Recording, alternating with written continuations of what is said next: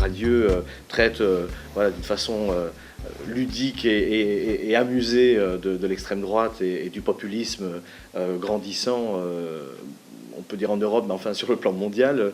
C'est une famille de blonds, le père, la mère, la fille, le blond, la blonde, la blondinette. Ils ont une vie sociale, ils ont une vie professionnelle, la petite fille va à l'école, mais ils vivent dans un microcosme, disons, à la fois mental, psychologique, idéologique, qui est un peu fermé. Et ils sont assaillis de toutes sortes de peurs, la peur de l'autre, la peur de l'étranger, la peur du vandalisme, la peur d'un monde qui leur échappe. Ce qui est intéressant dans le texte, c'est que la petite fille, la blondinette, va faire l'éducation politique de ses parents.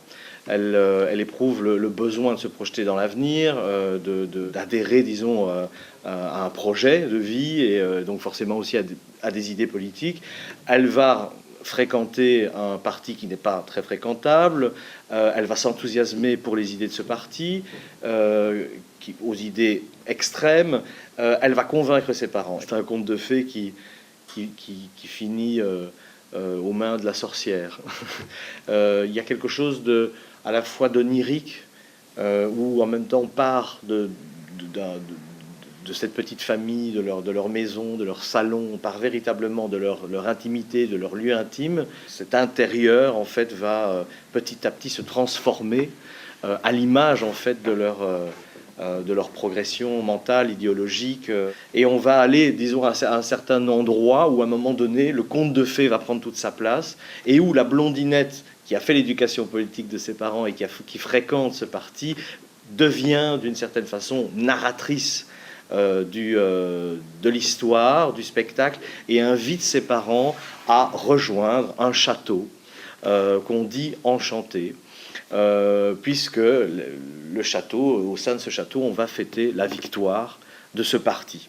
Et là, les personnages vont être confrontés, disons, à un cauchemar éveillé. Ils vont vivre des situations absolument loufoques, dingues, mais ils vont aussi être confrontés à eux-mêmes. C'est pas tant de faire, disons, un portrait, encore une fois, négatif, en disant, voilà, les gens qui votent extrême droite.